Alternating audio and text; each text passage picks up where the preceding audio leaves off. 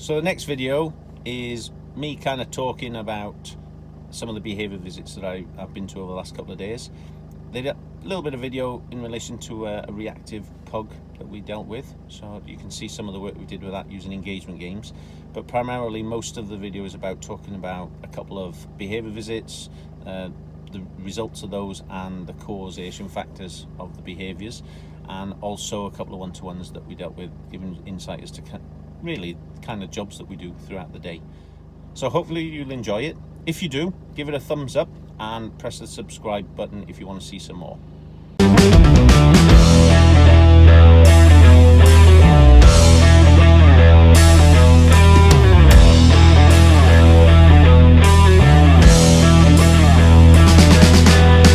Say hi, guys. Hi guys.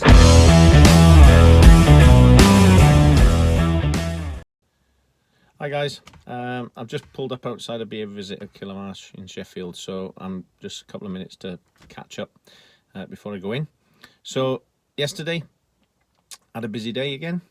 Started off with a behavioural visit with two blue staffies that were in Barnsley area. They cracking dogs, 18-month-old staffies, one called Buddy, the other one called Dave. What a name, Dave, awesome name for a dog. They had few little issues.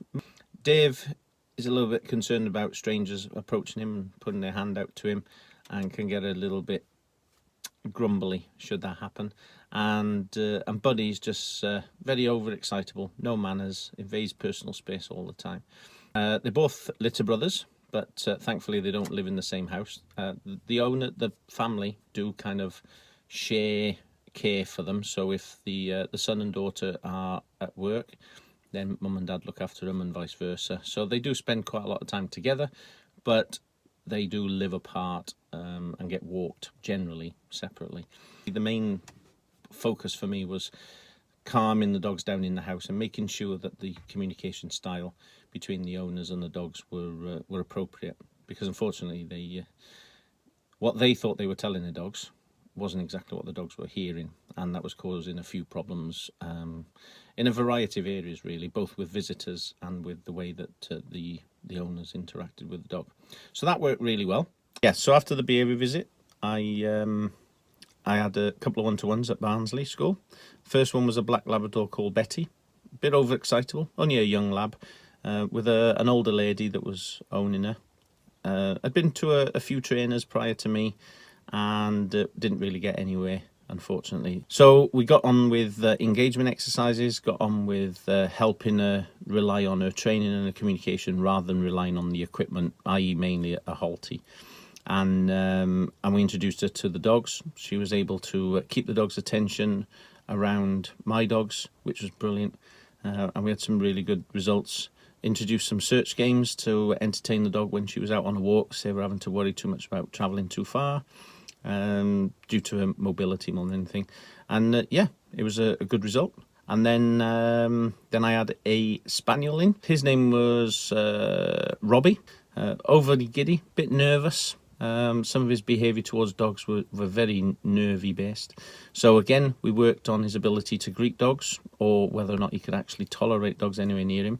It turned out that he was he kept trying to escape. So we worked on his ability to cope with being in the same environment as other dogs, used some engagement exercises, and just did a lot of work with him paying attention to the owner and looking to her for guidance, really. This morning, I had some one-to-ones at Sheffield, variety of dogs. Very barky day today, a lot of reactive dogs today. No aggression, but very reactive and excitable. And a rescue pug, which has just got into a bad habit of barking non-stop. Barks a lot to get attention, barks a lot to cause the owners to interact with him. Barks a lot as soon as he sees dogs, barks a lot as soon as he sees people. So we did a lot of work on engagement, we did a lot of work on counter conditioning to try and condition new behaviours.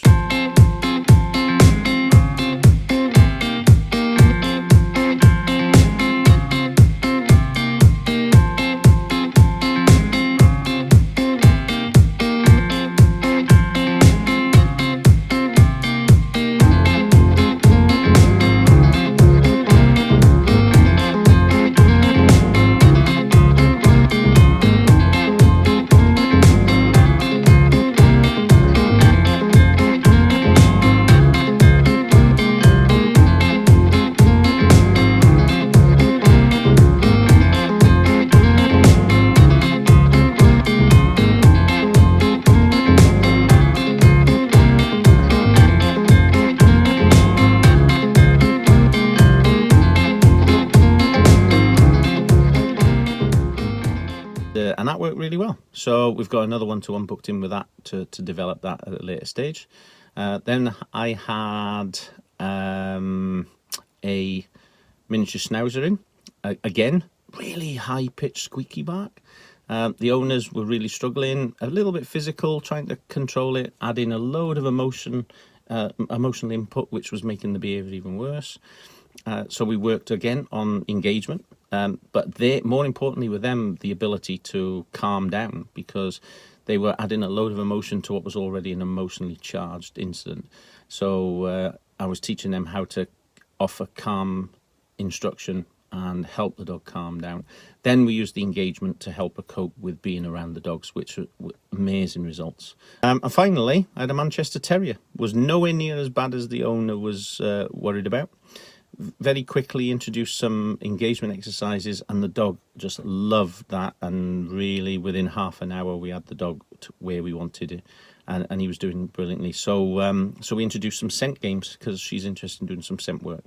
So yeah, so that was brilliant. I had a bit of a photo shoot at the coffee shop, and I've just now come through to Kilmarsh. So I'm gonna have to go into this job now. Right, so that's the behaviour visit done.